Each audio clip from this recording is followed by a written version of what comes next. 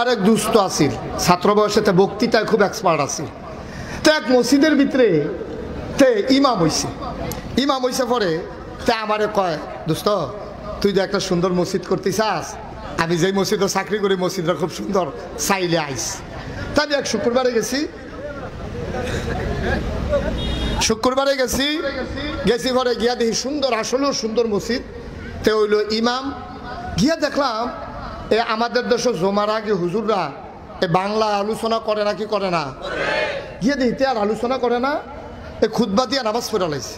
নামাজের পরে তারে আলগা আনলাম, তুই দি মাসাল্লাহ তো সুন্দর বক্তৃতা পারতি, তুই তো সুন্দর করে তারারে বুঝাইলে পারতি, এই শুক্রবারে এত্রি মানুষ তোর কাছে আইয়ে তুই আল্লাহর কাছে কি জবাব দিবি? কাউ জবাবের লাইন করে রাখছি। আমি তো তুই এই তারারে কত সুন্দর করে বুঝাইলে কি তা হয়? খাও তুমি এটা বুঝছো, আমি বুঝি না, আমি কোনো কম চেষ্টা করছি না। যেই দিন নিয়োগ হয়েছে 250 লোকের লোক ইন্টারভিউ দিয়ে ফার্স্ট হয়েছি। চিন্তা করলাম এই সমাজটারে বদলাইলাম, বিষয়ভিত্তিক আলোচনা করা। তো প্রথম শুক্রবারে করলাম সুদের বিরুদ্ধে। কি এর বিরুদ্ধে? সুদের বিরুদ্ধে। কোনাকান্সি মাইরা একেবারে সুন্দর করে আধা ঘন্টা লাগাইয়া সুদের বিরুদ্ধে ওয়াজ করে সারছি। নামাজ যখন শেষ হয়েছে সভাপতি আমার আলগা সিফার ডাক দিয়া নেওয়া হয়েছে। নিয়ে আসে রাখে, হুজুর সব দিক কথা আপনি আমারে কইছেন, মনে করেন আমি ধরতাম পারছি না। অবশ্যই আপনারা কেউ কইয়া দিছে আমি যে খাই,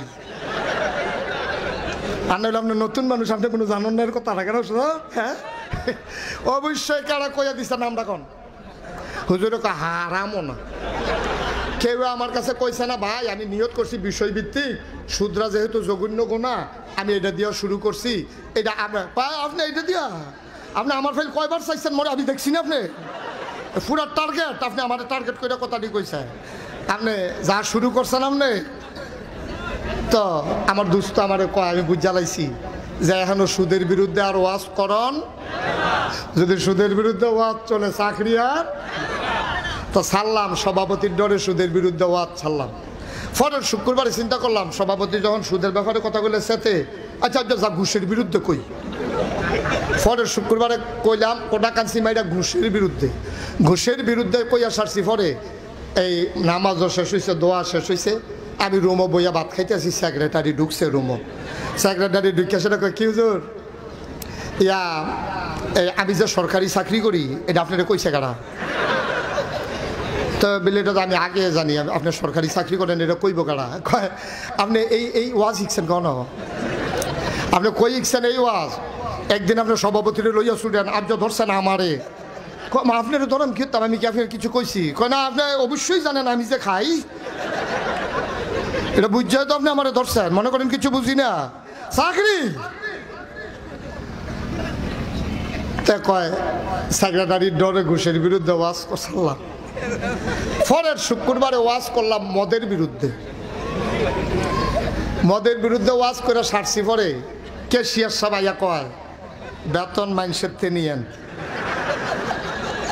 আমার লগে আর দেখা করার দরকার নাই। কাউ এটি কি দেখুন আপনারা কি শুরু করছে?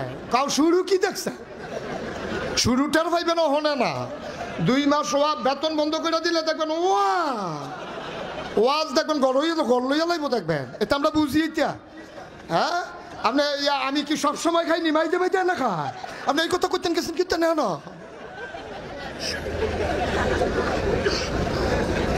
নাউজুবিল্লাহ কয় না তো। সভাপতির ডরে ওয়াজ ছাড়ছে সুদের, সেক্রেটারির বিরুদ্ধে ডরে ঘুষের ওয়াজ ছাড়ছে, আর মদের ওয়াজ ছাড়ছে ক্যাশিয়ারের ডরে।